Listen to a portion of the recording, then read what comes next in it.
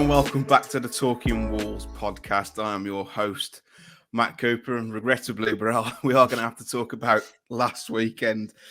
Oh, dearie me. Dave, how are you, mate? Have you recovered?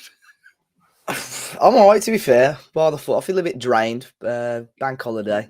But yeah, other than the football, keeping well, mate. Keeping well. You still kind of basking in the decision not to go to Brighton?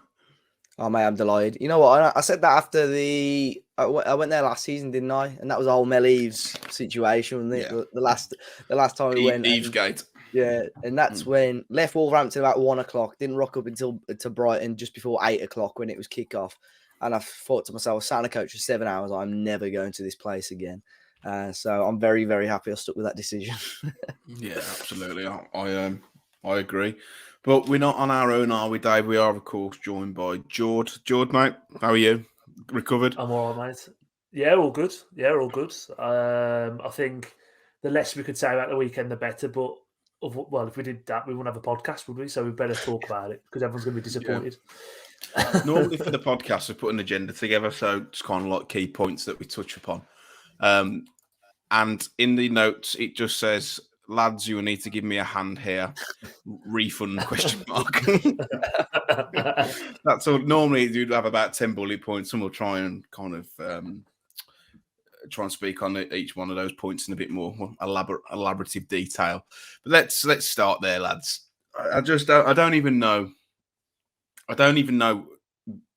what happened, truth be told, because if you watch the fans react, you'll know that after 38, 39 minutes, I was already in the car on the way to do the weekly shop. I knew exactly which way it was going. I'd seen enough. I've got a 3-goal rule as it is, and I think that was at 4-0.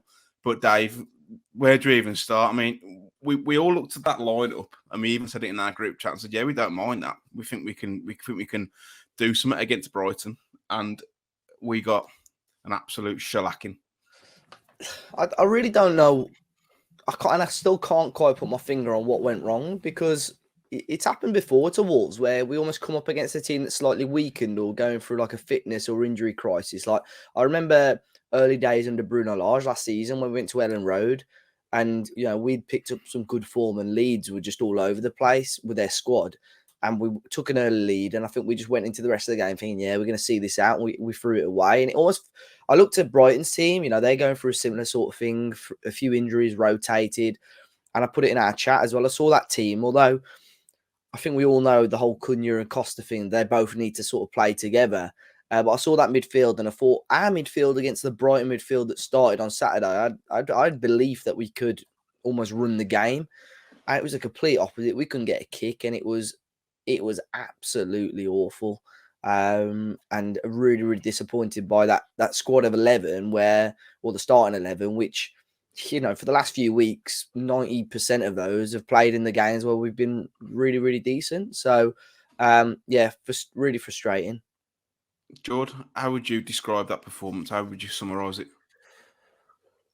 I think for me, I sound quite sadistic when I say this, but I'm kind of glad it happened.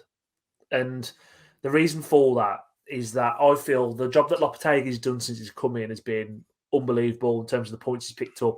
7th or 8th, I think, going into the weekend in terms of the form table since Lopetegui's took over, I believe.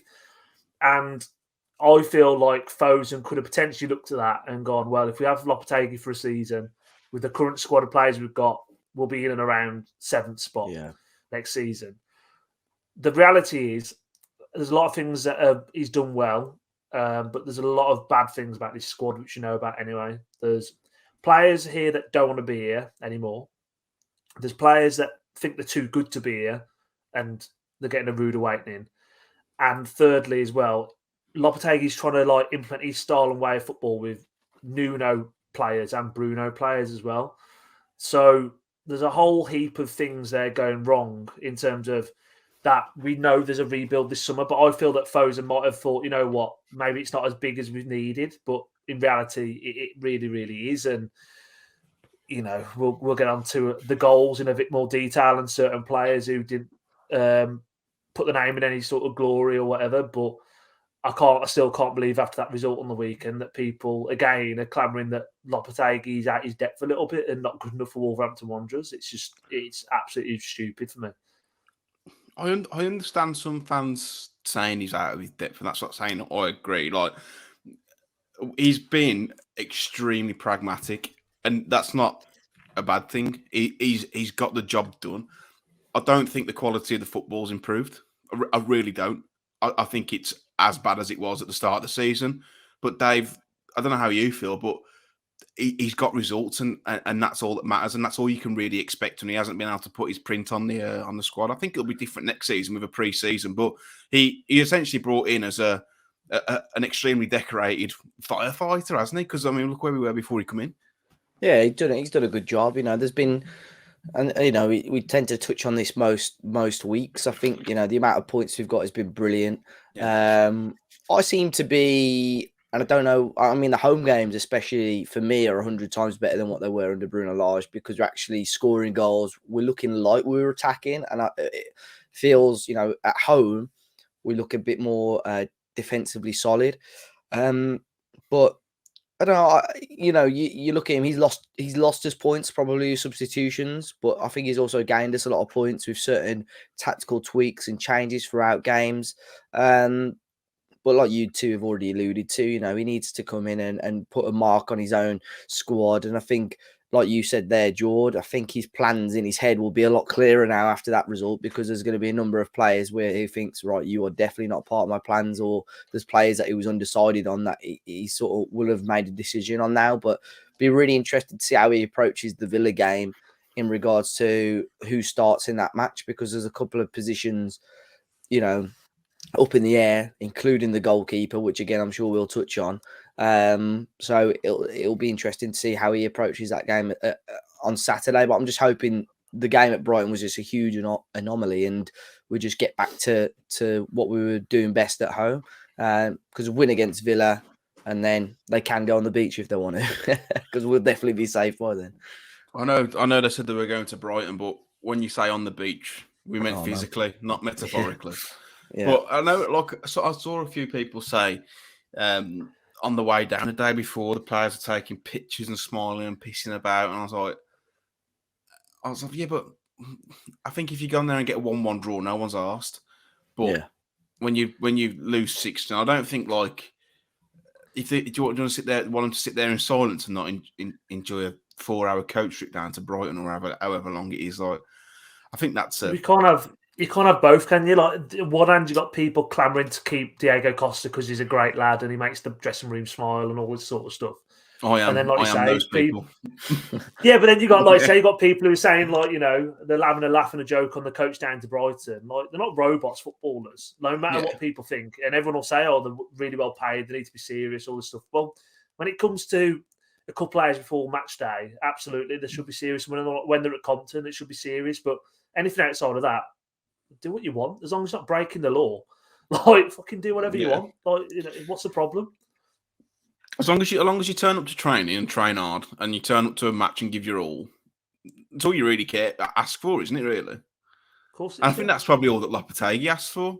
And you know what? It wouldn't surprise me for the Villa game if we see Jimenez and Aït-Nouri. It would not surprise me. I was to prove a point. Yeah. That these lot have been out in the cold. You're all easily replaceable, kind of thing. Whether he will or not, you don't know what's happened. But I mean, we can try and talk about the goals if you want to, lads. I mean, Dennis Undav got on the score sheet twice, so he's absolute pony. Like, I tweeted saying, like, that Undav is crap and he's scored against us. Like, it could just had to be us. So there were some good finishes in there. I have watched the goals back now, but there's so many sloppy errors from me. Look like players who, if football's about fine margins, and they didn't look like they could be arsed to make up the fine margins, if that makes sense. I know how you feel about it, Dave. Yeah, the thing that still confuses me is that, and I mentioned this on my reaction, is that I was disappointed not to see Cunha start, because I think we had the 4 or 5 weeks of experimenting from Lopetegui, and we've seen our better football is played whilst Cunha and Costa either play with each other or play with another player, number 10 or another striker. Like for argument's sake, Cunha played well with Jimenez at Fulham away. So the fact that we played with just Costa was a little bit confusing for me. But then on the flip side, you think, right, with three central midfielders, not including Núñez, you'd think defensively we might be a little bit more solid. But my word, the gaps in that defence, just every pass that Brighton were playing was just straight through the midfield and back four. I just couldn't get my head around it, and it was really disappointing. And like you said, they scored some great goals. You know, Gross scored 1 or 2 decent goals. Undav with a nice chip in the second half. But we gave them a good 3 or 4 of those, really. Even the long range attempts, I think Sarr should have done better with. He dropped a really, really poor performance. But yeah, just other than probably the gross outside the area and Undav's chip, I sort of forgot about all the other goals. I tried to let him go over my head, but it was just really, really disappointing with how we conceded. But defensively, it was from a team that's kept 4 clean sheets out of 5 at home to then go and get smashed 6 goals the first time in 15 years in the league is ridiculous, really. And I'm hoping it's at least another 15 plus years before we ever see a performance like that ever again from Wolves. You mentioned there about the goals going over your head. That Going over Welbeck goal Sarr's as header. well. Mate, Yeah. what's Kilman doing? Oh, Kilman's just watched the ball awful. just fly over his head. Awful. What do you say, Well, Jord? awful for the goal. Like that goal, especially Kilman's in no man's land. And again, I know in the comments a few weeks ago, I got pelters for apparently bashing Kilman. And I'll stand by it. The bloke ain't good enough. And that on Saturday is exactly the reason why he ain't good enough. Like fish out of water. He got his pants pulled down. He didn't know whether he was coming or going. That goal, I don't even know. He's sort of like watches it go over his head. Then he sort of just jumps towards Welbeck. Like It's just half-assed, it's isn't just it? Like awful. I'm just going It's to terrible. token gesture of I'll just jump and try and make it look like I've Yeah. gone for it. Absolutely. That's what it looked like to me. Absolutely, and that's our vice captain apparently as well. It's again someone that needs to be addressed in the summer because he won't be in the team for me anyway. Other than his recent performances, I've said has improved, but for me, he ain't good enough. Like there's a lot of them though in haven't come out with any sort of credit against Brighton.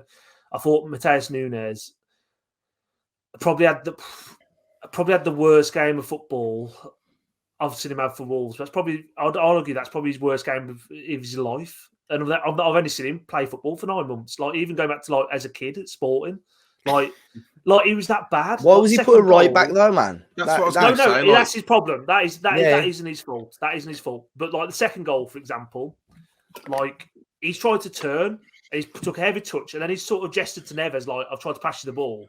Yeah, no, you haven't. You've just completely lost the ball. Let us go 3-on-2. I mean, there's loads, and it's hard. I don't want to really sing. I didn't want to call this podcast and single people out. There's so many bad performances. People are blaming for the Undav goal as well, but that's just Sarr giving him That was crap by Sarr. hospital pass, isn't it? Yeah, I think people even the 3 that I've seen sort of points Lamina out was the crap most. as well. Yeah, that's probably Lamina's worst performance in a Wolves shirt. Semedo was poor, I think, before he came off. I've seen people even claiming that he faked the injury just to. At Sunday League, I always used to have a lad like that. We had a half decent defender, and every time we went 1-0 down, he'd go down injured and just wouldn't play the rest of the game. Never got injured when we were drawing or winning, but as soon as you go 1-0 down, he'd go down injured. And that's what somebody said about Semedo. Yeah, Semedo, Núñez, to be fair, even before he went to right back, was. So we had the old Jackie Oatley on the comments, and she was like, I think she even admitted it was quite unprofessional for it, but she was bashed. She was like, I don't have a clue what he is doing. And Sarr as well, just really, really disappointing by Sarr. I've said it for quite some time. I'd probably look at replacing him in the summer. I don't think they will. But what do you guys reckon? We know what we're going to get with Sarr. You know, you're going to have a couple of airy moments, and then he'll pull a worldie save out the bag. But I feel like there's been more hairy moments this season than world class saves. The amount of times that he's got out of jail where it's a misplaced pass or whatnot, or being laps on the ball, he's got out of jail and it hasn't gone in. But it's just it's not good enough for me from a Premier League goalkeeper. It's just when he's got time to think about things, his head explodes. And he cannot function. And No. Do you think that fills the back four with confidence? Think when the ball goes back to the game, they're thinking, "Oh fucking hell, what's he going to do with this here?" No. They don't. Well, that's You the can reason. see Like for me, he ain't a Lopetegui goalie because he can't play out with his feet. It's simple as that. And I think you saw with, as harsh as it might have been, you saw with Sarkic at Liverpool away in the cup. That first 10, 15 minutes, I think Sarkic kicked the ball out of play maybe 4 or 5 times, and Lopetegui was going absolutely berserk at him and started just saying, lumping up the pitch. 2 weeks later, he's gone out on loan to Stoke, and we've signed a number 2 in Bentley. I he's think good with the ball Sarr at his feet.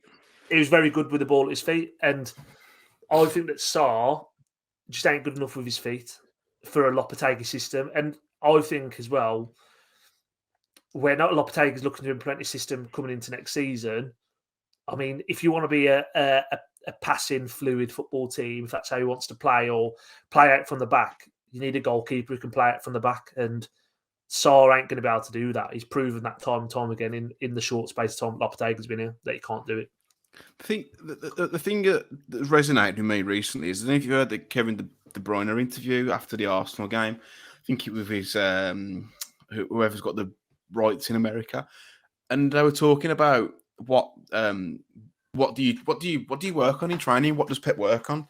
And he said, honestly, most of the drills are goal kicks. He said, because that's where you create your chances, that's how you build it, that's how you progress. And I was like, that's mental. And then you look at us, who got a keeper who couldn't kick half a rope. No, it's not the be all and end all, but perhaps we're limited to the way we play because it does start from the back, and it's got to go long. And then we've got better at going long and getting players in and around Costa.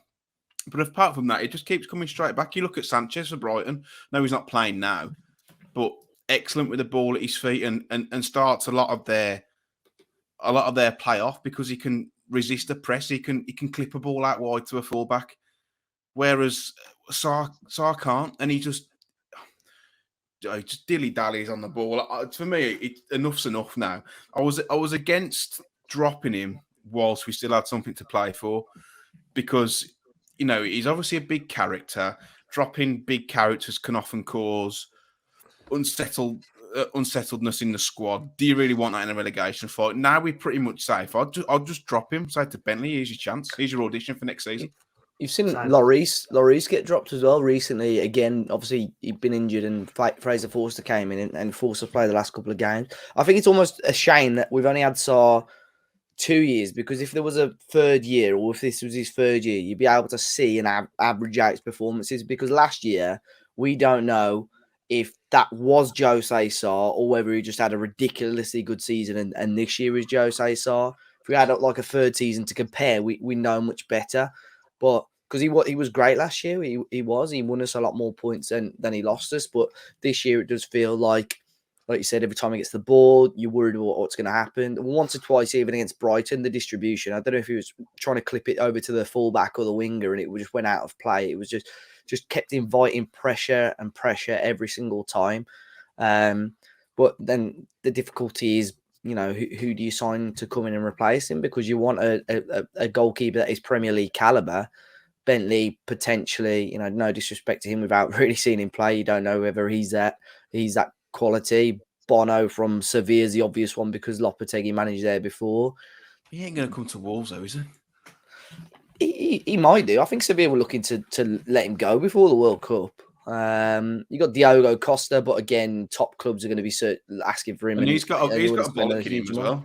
Yeah, so I don't know, but it was said in January, I think literally January the 1st, or maybe just before, Express and Star said Wolves were looking at goalkeeping options, and it's probably a shame they missed out on that young kid. Did he end up going to Chelsea or Real Madrid from the MLS? The American guy. Yeah, because if he came in, give him 6 months, give him a spell, and then you could have sort of almost thrown him in the deep end from the preseason onwards. It was I think we were after Slonina, wasn't it? Was it Slonina? Gabriel Slonina. Yeah, Slonina. Yeah. But I think we were linked with the Sunderland goalkeeper at the moment as well. He's Patterson. He's very good on his feet again, as well. When I watch him, maybe if they don't, playoffs would seem unlikely for them. Maybe that's somebody that would go. And again, young British, It's I've not seen us linked with that, but it's funny you should say that. My dad talking to my dad about Sarr. My dad was a keeper coach in academies for years. He doesn't rate Sarr, but he mentioned who's he play for? Sunderland, is it? Sunderland, Anthony Patterson, yeah. He said Patterson. I can't remember who he played for. He said the lad in the Championship. He said he's excellent. I should go for him. And I was like, my dad used to talk shit. But if you're like, if you're saying it and you're good with his feet, then I think I know it's the Sun, but it was Alan Nixon. He's to be fair to him, he's fairly clued up with that side of things. Yeah. 22 years old. I'll throw another name to you just because they're playing tonight, and I know everyone's going to go bananas about it, but I think we could do a lot worse than someone like Jordan Pickford if they went down. Signed a new deal at Everton. Yeah, but if they go down, no chance he's saying it, is he? Loan deal, pay the fee. You say that about Pickford, Jord, though, but I've just got his stats up here and he hasn't scored this season. So. Well, he's got a lovely left foot on him, though, hasn't he? That's literally every player linked on Talking Walls. He's only scored twice this season. He's a centre half. He's a physio. Yeah, but Pickford's only got tiny arms. Yeah. So, but if that's what he wants, I do as well. I think that sort of profile of goalkeeper is what Lopetegui wants. I'm going to bring the I'm going to bring the Ethan Pinnock segment forward here because Jordan Pickford's 29. I thought he was younger than that. Didn't you? I don't know. He's been around for a long time, hasn't he? 26, 27. I'd have said that. Same birthday as my mother as well. So what's her maiden name as well? 3-digit number on the back of the card as well. So I mean, what do you do? What do you do for the Villa game? Do you drop Sarr? I think you should. I do though. I think if you want to go and get a goalkeeper that's potentially Premier League quality and good with the ball at his feet, you need someone who's a little bit unproven because those are too expensive. Well, a good shot stopper and good with the feet, expensive commodities. To be fair, you've seen this season. Steele, who never played Premier League football before, is coming from Brighton and has actually been all right. Even against us on Saturday, I thought he made some half decent stops. I know he's out the team. Robert Sanchez at Brighton again. He had a loan at League One, and then he went straight into the Premier League team, and again it was half decent. So you're not really going to know until you give them the opportunity, to be honest. But I think if he drops Sarr, that is a huge middle finger to Sarr, and that's it. Yeah, you're basically saying, mate, you're on the transfer list. You're free to leave in the summer. So that would be really intriguing, obviously, to see what happens there. I think there'll be clubs queuing up for Sarr. I really do. Dave, you know when we signed Sarr, and he was one of those players, it was like Wolves are about to sign Jose Sarr, and we're like, "Oh, that's a surprise." Yeah, he'd been in the pipe work for a few years. I think you did an interview with an Olympiacos fan channel. Yeah, and he said he's a good shot stopper, but he makes me nervous, or he's always got a mistake. You know what he did? He said he was crap at distribution, and that's the one thing that we said we want. I'm sure he did, and that's the one thing we said we wanted to improve on because Patricio's wasn't very good. But you know that meme where it's like the two fat blokes dancing, and like the one comes over the top of him, he starts walking, so it almost like transforms. That was like Patricio we saw. We thought we were getting Sarr moved into Patricio's house as well, so. Oh my god! This is like like they've been cloned. It's like the Paul McCartney theory that Patricio's just been killed off, and now they've brought in Sarr, who's actually just Patricio. They are very similar, though, aren't they? In terms of, I think Sarr commands his area a bit better, but I think Patricio is a better shot stopper. Yeah, but both got a pitching wedge for a foot. Yeah, but. Patricio would never come off his line. Sarr doesn't know whether to do and just does it anyway. You remember, was it Torino, Patricio? When I don't know what Jimenez was doing. From the halfway line, threw it back towards Patricio. Oh, yeah. It bounced, and Patricio tried to volley it out, and it just went up in the sky. And I don't know how he didn't concede. I think it was Belotti was there right under him as well. I was like, oh my god. But that just about summed up Patricio and his distribution. Belotti's barely played, has he, for Roma? No, it's finito now, isn't it? He's got no knees. Had no knees for 3 years, has he? Yeah. You remember when we were like clamouring to sign him because we were just like Desperate. desperate. You know, Daily Mail as well, they put an article about Diego Costa out today. They reckon his wage is just under Jimenez and Matinho on about 100 grand a week. Absolute no chance. So they reckon he's probably There's no way that about 80 grand plus. I'd have said 40 grand, 40, 50 grand.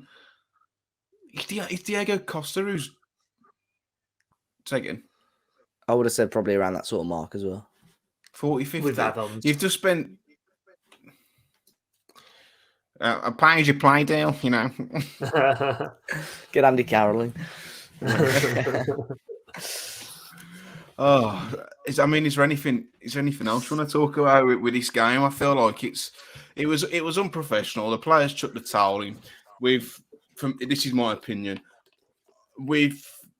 Fans have said they've got no fight, no desire. I disagree with that. I think they've had shown fight and desire all season, but just low on confidence. For me, that game was no fight and desire. What do you reckon, Jord? I think they've chucked it a little bit. To lose that Brighton team when they haven't got McAllister, Casido, and Mitoma in, who probably are the three best players from Brighton as well. It's not a good look, is it? I think the problem with that lineup on the weekend is there's just too many similar profile of player in the team, and it all comes down to. And I know we beat Palace, and everyone was saying how great it was that Ruben Neves ran the show and all that sort of stuff. And we spoke about it last week. I don't think he had that great of a game against Palace. No, same. I just think there's too many of the that just trying to shoehorn Neves in, and then you got Neves, Lamina, Gomez, Nunes, like they all just sit on top of each other effectively. It's just not. It's not ideal. I think again, another thing for me, like if Neves isn't likely to stay next year, and what we're hearing is he probably will move on if we get a bid of around 40 million quid. Who buys him for that? I think there will be people who are after him though for that money. I really do. But who's got 40 million to spend on Ruben Neves? Like United. I don't mean. I think he'd fit in quite well at someone like Spurs. But they've got like Bentancur, who's just as good for me.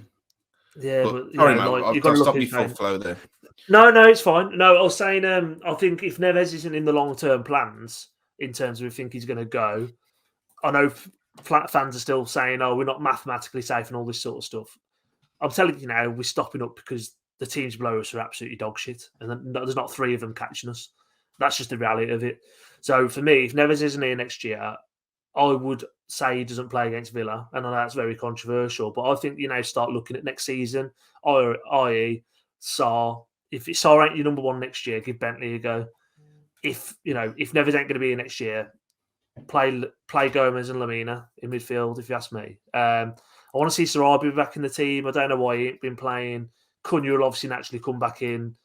I just think just start building for next season. Stop trying to shoehorn players in. Like Nunes was awful against Brighton, so I wouldn't be surprised if he ain't in the lineup on Saturday as well. So I'm all up for a whole host of changes and just plan for the future.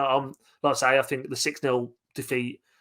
I'm angry about it. I'm hurt by it, but I don't think it's the worst thing that could have happened to us. Honestly, I really don't. You say about bringing players in who you think you want to kind of run with next season, but Dave, do you not think that's a little bit difficult when you've got quality players like Ruben Neves, who probably is going to be part of your plans next season if you keep him, but you don't know whether it's up in the air? Do you run the risk of saying, like, look, he might not be here next season, I'm going to play Gomez instead, and then Neves ends up staying, and then you've got an unhappy Neves who thinks Lopetegui's a bit of a knobhead? It's hard because I think I mentioned this, was it before the Leicester game, when I said in regards to him being included again, I think by now you should have a pretty good idea whether he's going to stay or not. And that's probably the reason Dharma obviously isn't starting games. I know there's probably a small portion of the fan base that want a Dharma to be included, but the fact is that he's not signing a new deal, so why should Lopetegui be signing him? The Neves one, I know he's a very good player, but I don't know. I think as harsh as it sounds, we have played our better football recently without him. He's an unbelievable footballer, but I think with the how the rest of the squad is balanced, we probably do play slightly better without him. So if we keep him next year, then great. But Lopetegui has sort of got to figure out a squad that is still going to play well and attack well, and find a place or role for Ruben Neves somehow. But I do agree with Jord. Like you do have to play a squad. Well, you got to start now between now and the end of the season. A squad that are going to be here next year, and a couple of the players there that you mentioned, Sarabia, who again he's been a bit Marmite. Some fans do like him, some fans don't. But I think he just has that little bit of quality. He can make a chance out of absolutely nothing. And I don't understand why he's been dropped, because he started against Chelsea, was it? And we played really well against them. Cunha's got to come back in for sure. The back four, I don't know if what the situation is with Semedo, but that means Johnny's probably going to come back in again.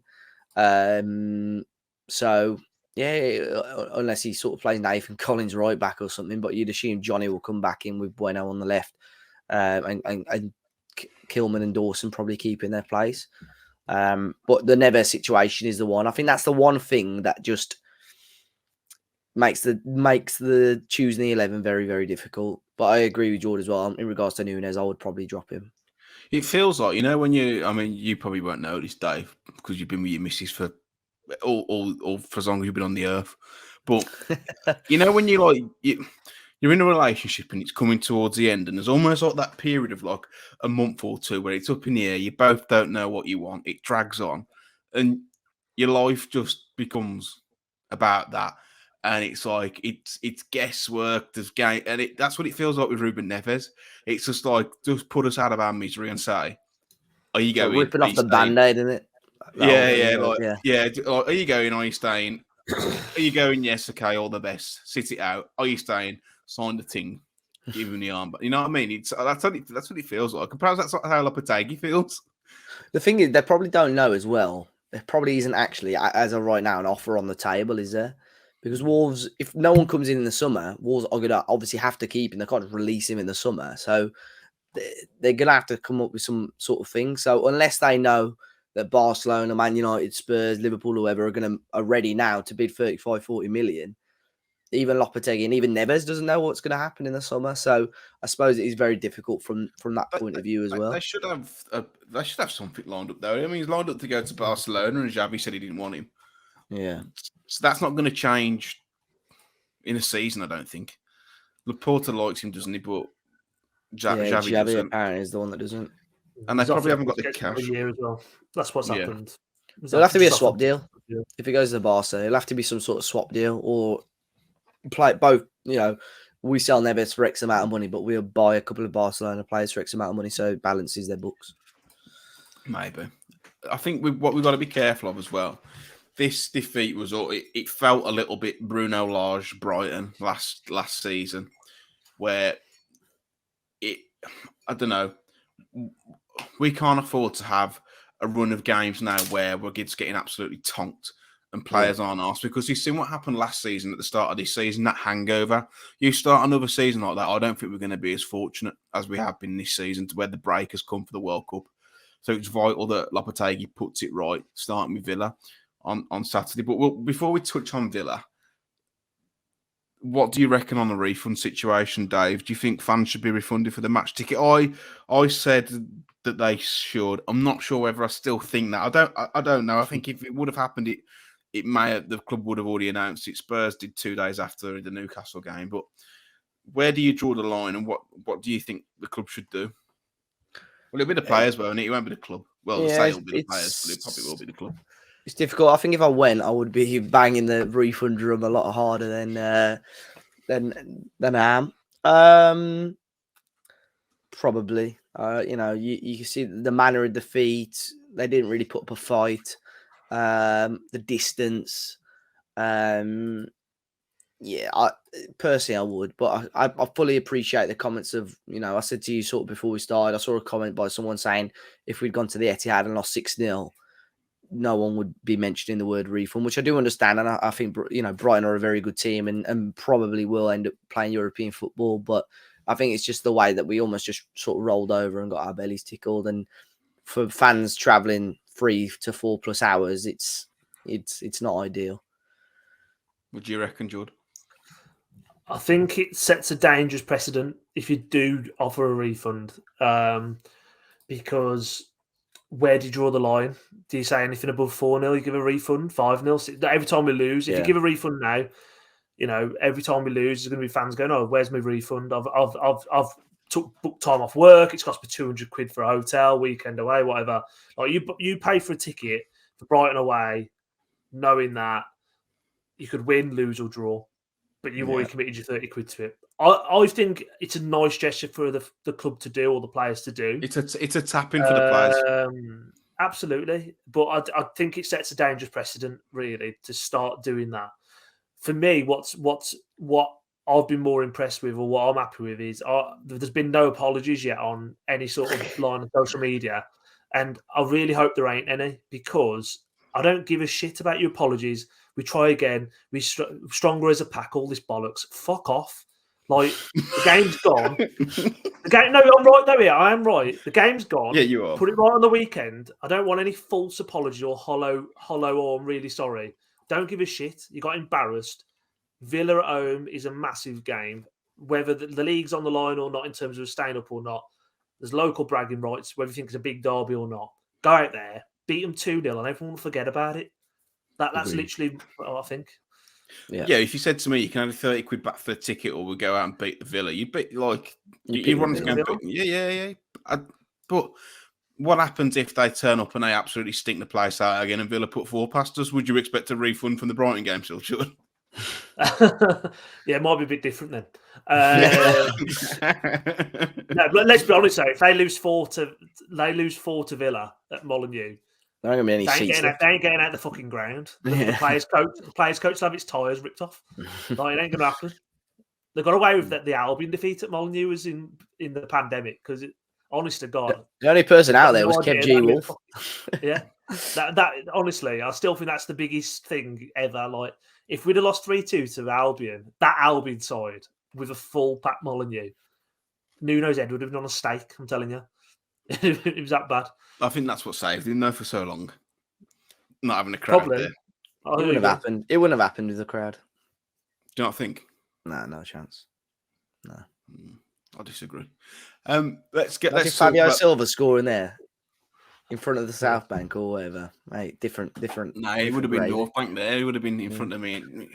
Me down the front, me top off with Fabio's Silva t-shirt on. Scored a winning penalty at the weekend for PSV. What a baller. My God. Villa on Saturday, my birthday. Jord, am I going to have a happy birthday? I hope so. Are we talking about the football or just generally? I hope you have a happy birthday. It'll be dictated by the football. Well, I hope you have a happy birthday then. There you go.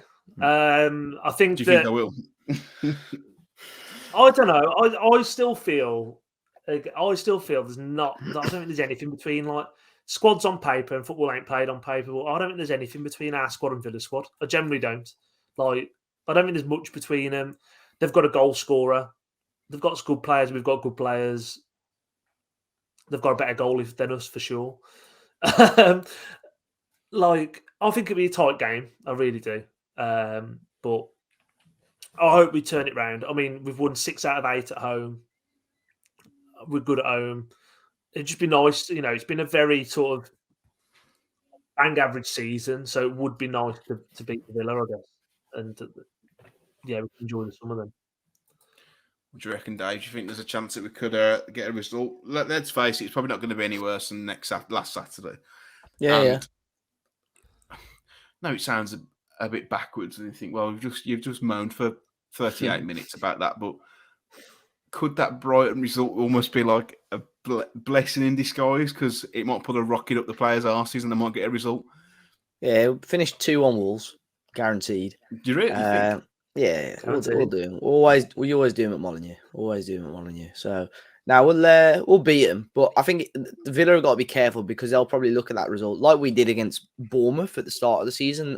Liverpool beat them 7-8-0, something like that. And we 9, I think. Even more than. And we went into that game thinking, fucking hell, happy days. We're going to do Bournemouth here. But the one thing, Wolves will make sure they're going to be a lot better defensively for sure on Saturday. And hopefully Villa come into it sort of expecting something and you know, what's the word? Getting a bit complacent. So yeah, I'm confident we'll get something out of the game. And I think I can just picture us having almost a huge sigh of relief. We beat the Villa. Mathematically, we're safe. And then next game at Molineux, we can relegate Everton as well. On the off chance that we do win, which I think we're not favourites by any stretch of the imagination. Villa are a good side, banging form. Yeah. But I believe we can stay up, can't we? We can mathematically confirm our safety in the Premier League. Dave, do you know off the top of your head what the stipulations are for that to be confirmed? I think obviously Leicester and Everton are playing as we speak, but I think if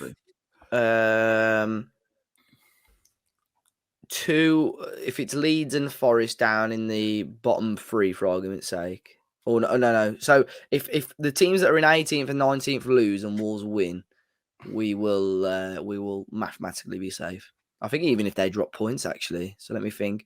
Say for argument's sake, they're on 30 points, get 31. We're on the 40 mark. Yeah, still not mathematically possible, but yeah, we if we win and they both lose, for sure, we're definitely safe. Yeah, Southampton can't catch us. It's just 18th and 19th now. I think it was you who said on the podcast a few weeks ago that it would be the Villa game where we were safe, and I said the United game. It's probably going to be the United game, isn't it? Yeah, one of the two. Yeah, hopefully it's the Villa game. But yeah, I think it'll be the United game. I think we've got more chance to beat United than we have Villa, even at Old Trafford. Personally, I don't know how you guys feel about that. Jord's face is a picture, so I don't think he. Did you say sorry? You got more chance of beating United at Old Trafford than we have at Villa at Molineux. Nah, not with our away form, actually. No, we always do well against Villa. We always do very well against Villa, especially at home. If it was Birmingham City or if it was Albion, then yeah, I'd be a bit more worried. But Villa, we tend to have all right joy against. And I don't want to talk a bit too early, but I'm always confident going into those games. You're getting clipped up, Dave. Clip me up. I've not said anything nasty about the Villa, so clip me up.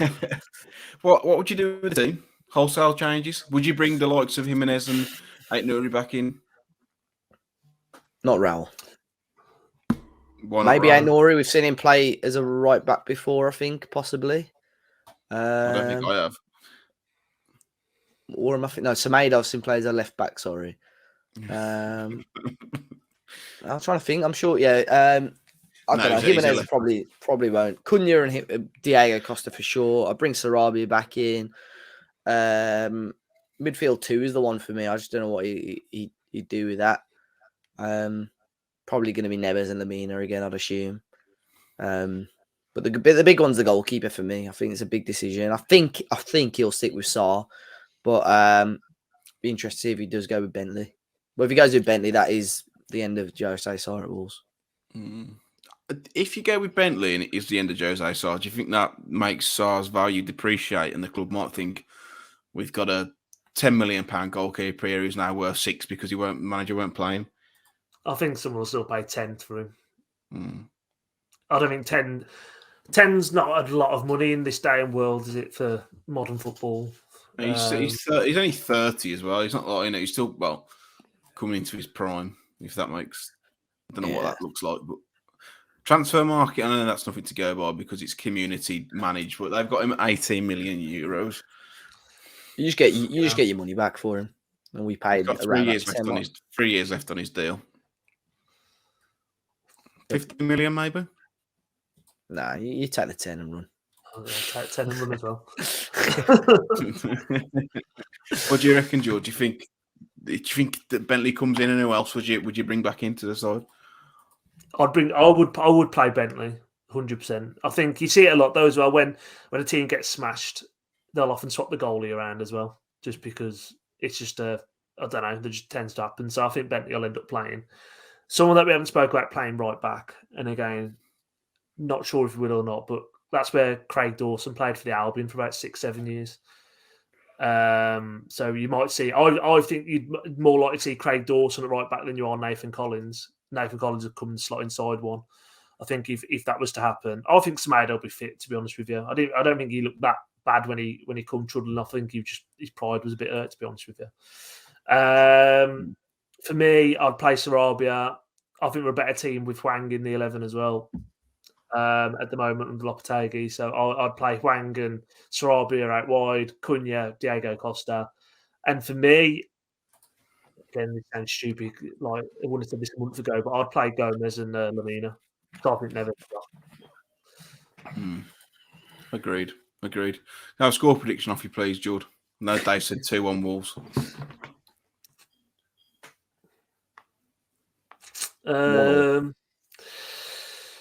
I will go. I think it could be 2-1 either way. I'll go 2-1 Wolves, and I'm going to go for Craig Dawson, Edda, and we're going to go with a Cunha goal as well. Cunha would love it if he scored against the Villa, wouldn't he? Yeah, he loves it, eh? He gets it, though. He does. He's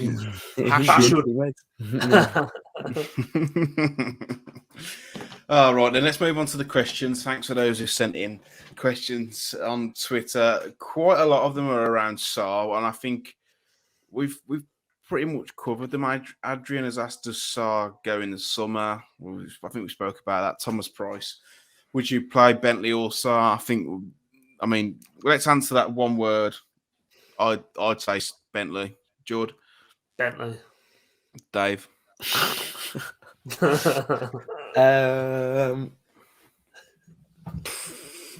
Probably Sarr still. That's what I think. That's bollocks. That's what I think Lopetegui will do personally. No, I didn't ask. Would you play Bentley? Yeah, but I've got the same brain as Lopetegui, so fucking hope not after Saturday. I'll say Bentley just because I'm intrigued. I would be intrigued to see what he's like. Vibes, innit? Yeah. James has asked, why doesn't Julen stick with the 4-4-2 formation that's been so successful at home when playing away? I can't remember the last time we played well in the 4-3-3, or if it did happen, it happened so rarely. Why do you think that is, Dave? I don't know. I think he's probably got some sort of home tactic and away tactic, hasn't he? And I think the home tactic is where we've played better and where we tend to play the 4-4-2, or I'd say it's more of a 4-2-3-1 personally. But I don't know. It's been awful away from home. It's been 2 wins this season away, which is ridiculous. So I don't know. I think between now and the end of the season, it's hard though because you're playing 2 good teams away as well, like really good sides. So do you go there and attack? But that's something that they've seriously got to look at next season, is that away form. And I don't get how we can play so well, keep so much of the ball at home, but then away from home, it's so different. I really don't understand. What do you think, Jord? Why does he change it? I don't know. If I'm honest with you, I don't know. Because I always feel like managers get a little bit lost at times in terms of in their own head and try and be a bit cute and a bit clever. But for me, like Dave said, like the home form's been that impressive. Just line up and do it away as well. I feel like obviously, maths show it and data will show that, teams perform better at home than they do away naturally and get more wins at home than they will away. Yeah. But I don't understand how we can be so Jekyll and Hyde with it. Like I think if you play the same tactics at home as you do away, granted you're going to lose some games, but that's fine. But I feel like we'd win more than we'd lose playing the way we have been at home under Lopetegui. I'd just go 4-4-2 and just as well now. Again, I'm saying it now on this podcast. Like we're categorically not going down where we don't get another point to the end of the season. Like just try it. Implement your style, play players that you want to play. Like, let's just see how it goes. I was a little bit sad and did the Premier League predictor for the rest of the season, if anyone else has had a go at it. And I had us not picking up a point and the teams around us doing a lot better than you probably think they would. And we still stayed up by 2 points. And that was that. I think that was Forest running like 2 and getting 3 draws. So you talk about the Brighton game though. Like I know you said you weren't that asked about it, Jord. Like I was disgusted at the performance, but then like I saw that Brentford scored a 94th-minute win, and I was just like it's crap. But I think if Forest would have won, you'd have been a bit like that. it's even worse. But the fact that they lost doesn't really matter, does it? Well, But that's what the players are thinking. Well, the teams below us are going to run out of games, aren't they? That's what'll happen. Like, They're playing each other a lot as well, aren't they? Yeah. So we'll be absolutely fine. Yeah, we will. Next question is Wolf from Wolfpack. Looking at our weak spots, it looks like it's Semedo and Sarr. Lopetegui in no way will accept this and expect that seasons will release some players, maybe even Sarr and Semedo. We can't release Sarr because he's got 3 years left on his deal. Semedo's out of contract at the end of the season, but the club have got an option of a further 2 years, which we expect them to trigger. Would you look at Carvajal if the rumours are true, and maybe someone like Areola from West Ham? Areola would have rolled a geezer. I'd I'd look at. good, man. I wouldn't mind him. Carvajal as well. I'd take. I know he's probably past his best, but again, you're talking about experience there, which I think is key for Wolves. I'd probably take them both, to be honest. Yeah. What about you, Jord? Would you take Real Madrid's Danny Carvajal at Wolves? Still only 31, to be honest. So it's not. He's not too old.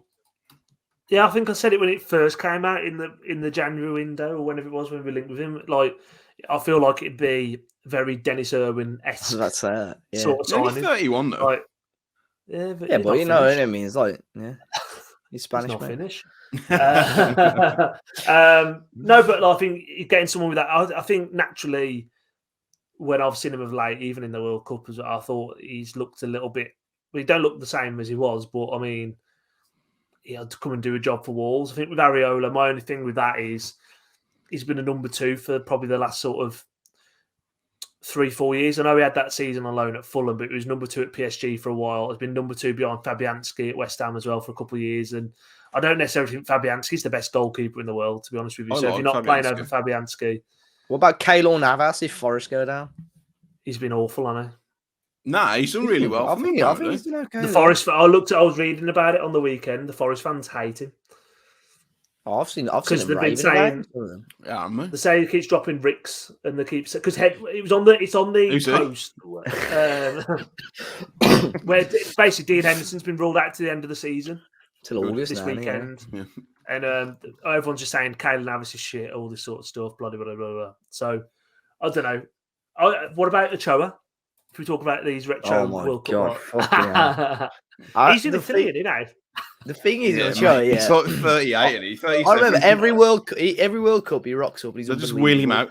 And I remember, I can't remember what he had a really good World Cup, but for some reason I was watching a little bit of Spanish league football, and he was fucking awful. He was diabolical, and I'm sure I saw some people linking him with a move to the Prem. I was like, no, don't. He's gash. But I don't know. The thing with Navas was it last week? He made an unbelievable save, and then like 2 minutes later, he palmed it straight out to the striker, didn't he? I watched the highlights, and it was like this is what these comments are about. Great save, and then So I don't know.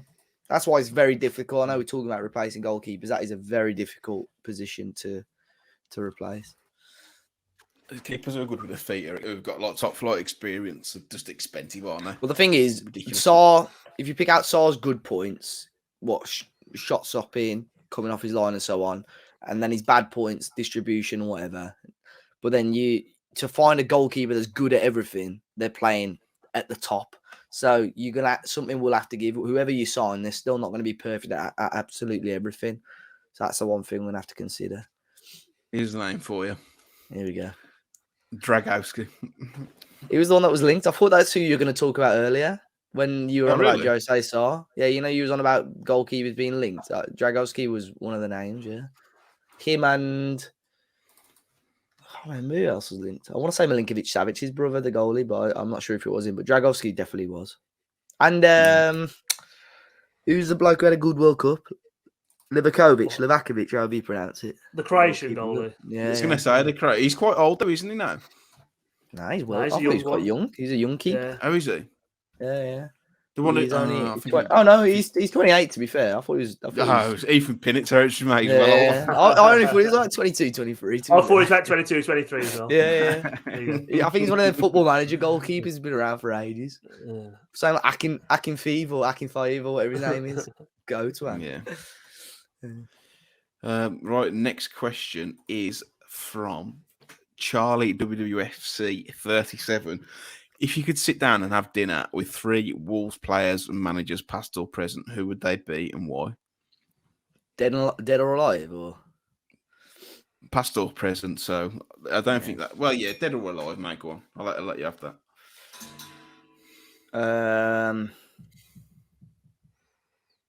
It's a hard question. I'm not prepared for this one. I'd probably say Billy Wright would be one, because I think we all missed out on Billy Wright. Jord didn't. Jord watched it. Jord watched it under the lights at Honved. Yeah. Rugby League champions, you'll never sing that. And it's a Stanley Matthews on the ball. Crikey, what a hit!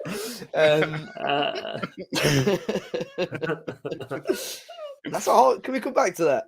I can't think of 3. You've got to put Mick McCarthy in there. Yeah. What, just for dinner? What was so? Can we set the scene, Matt? Can you tell us what? MK set the scene. Yeah. So the dinner it's just like a traditional Sunday roast. There's a few bottles of wine. There is a dessert as well if you want that. But it's just a nice Sunday dinner with a few bottles of red. Nothing too fancy, but good hearty meal. I'd go with Robbie Keane for one of my guests because he was my idol growing up, and I reckon he'd like the vino. Yeah. So Robbie Keane. He's on Sky. I think I'd go. He was, yeah. I think I would go Mick as well. I think Mick could have a few good stories to tell. Third one. Probably Ebanks Blake because he'd want to go out afterwards. Any legends? Stan Cullis could be a good one as well, yeah. I didn't realise how big Stan Cullis was. I know, he's fucking size of him outside the stadium. Didn't he like he's made of brass as well? Yeah. Same as Sir Jack, he's about 9 foot. It's like Neil Warnock. Actually, then again, no, that wouldn't count, would it? But Sir Jack would have been a good one as well, maybe. But then he's not a manager, ex-player or manager. But I'd count that. Sir Jack. I'd count that. We'll put Sir Jack in as well. There you go. I'd say Billy Wright, Mick McCarthy, Sir Jack. I like that one. Apparently, obviously listening to the podcast, Sir Jack had absolutely no fucking clue about football, by the way. Well, he said, I'm going to give you a war chest, how much you need to win the league. And he gave David, deal or no deal. That was it. After Dave Jones got Wolves promoted, and it took until like the week before pre-season for Sir Jack to have a meeting with him. And Dave Jones walked in and he goes, Dave, how much is it going to take you to win the Premier League? He goes, Sir Jack, you ain't got enough money to win the Premier League. Just give me 20 million and I'll keep this team in the league. And they give him 3 million. So, yeah, he got shot.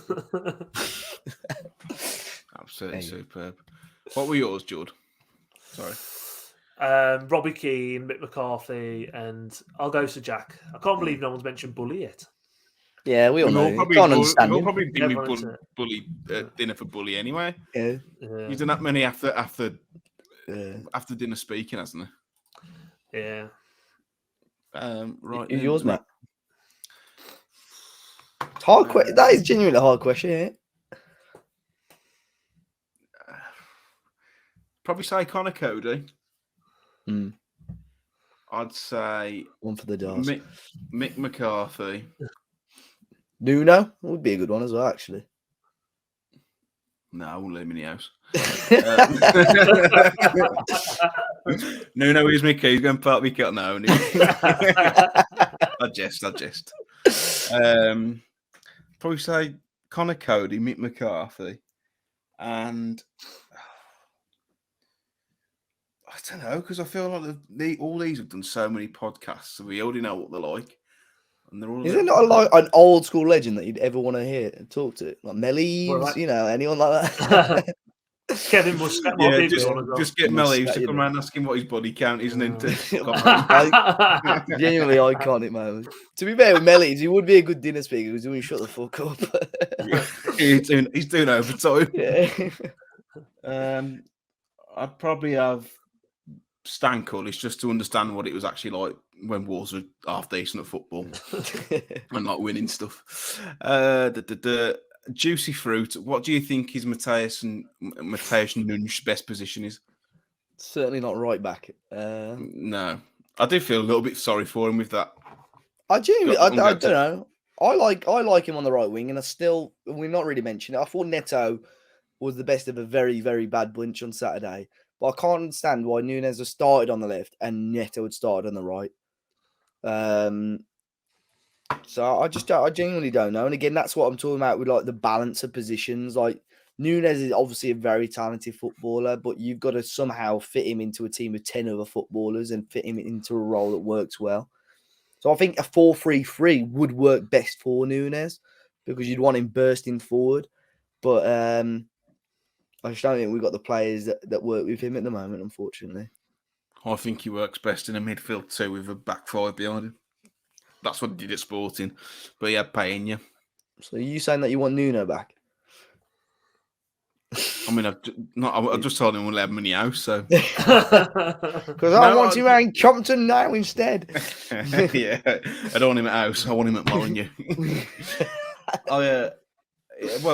That's what they played with, like out and out wing backs as well. Though I don't know. I think he's best in a double pivot in the middle, but that's like you say, Dave. It's almost like a luxury, isn't it? Because you've got to put him in there defensively. He's not great, but I don't know. What do you reckon, Jord? I think the same as you. I think his best position, we haven't seen him playing it, or haven't seen him doing playing there enough. And the reality for that is we're not good enough for him to play that position. Yeah. Like I feel like if we were better defensively, you could stick him in there and almost let him go off and flourish and sort of float around the pitch like he was doing at Sporting. But that's why I have to stick him out of the wing, so there's less responsibility on him. But again, he is not a winger, and we know that. But I think his best position is in a midfield too, but we're not good enough for him to play that position. Next question is from Sean Mitchell. Normal chips or orange chips? Now, this is where the fun begins. We all know Gotta your be answer to that. Yeah, orange chips for me. I wouldn't have any. I mean, it depends. I think if you were cooking a steak at home, like orange chips is just too much. No, if he's on about chippy, it's got to be chippy. This is orange. We had this debate in the comments last week. We were on about chippy, and you very rarely have mayonnaise with a chippy. But then someone was on about, well, we have it with French fries. Well, yeah, obviously you have it with French fries, but not with chippy chips. All right, Dave. Just chips or batter chips. Saying. Yeah, but that's what I'm on about. We're not talking about fucking steak cut here, or normal chips. All right. If they're offered the orange chips, yeah, but I think it's quite rare to find nowadays. Christ, a bit of passion. Yeah. Jord? Same. I think orange chips. The chippy by me though, award-winning chippy Old Winford Fish and Chip Shop. Shout out. They don't do orange chips. How are they award-winning? You tell me. But the ones like me do like half and half. They're not like normal. You can do. Yeah, you got to be all in all out, aren't you? Yeah. My nan used to ask for like the scraps as well. Oh, the Battered. Superb. That's proper Yorkshire, that is. Can have the scraps. Howling Wolf, and it's our final question, has asked, is it ever okay to have half and half in an Indian restaurant, rice and chips? Or is that as bad as a half and half scarf? Rice and chips. I always have rice and chips with an Indian. Do you? Yeah. Rice, chips, and an I go full house, man. Okay, now. Yeah. All the carbs. Keema naan, pilau rice, chips. Yeah, and the curry. That pilau rice sounds comfy. What about you, Jord? Depends on if you're getting into like I think I'd always go for chips over rice. Really? If it was just me, I'd go chips over rice. But if you get into a bit of a Gavin and Stacey situation where you just all put everything in the middle, I'm all for that as well. I'll have a bit of everything. I think there's nothing wrong with that. But yeah, I'd go chips over rice personally. So chips, you'd rather have chips and a curry than curry and rice. Yeah, because you can dip the chips in the sauce. Yeah. Well, when you finish the curry, like the leftover sauce, that's you use the old chip to scoop it up. And the naan as well. That's what the naan's for. What rice do you have, Jord? If you're going to have rice, on the off chance. Probably mushroom pilau. Jeez. What about lemon? Lemon rice?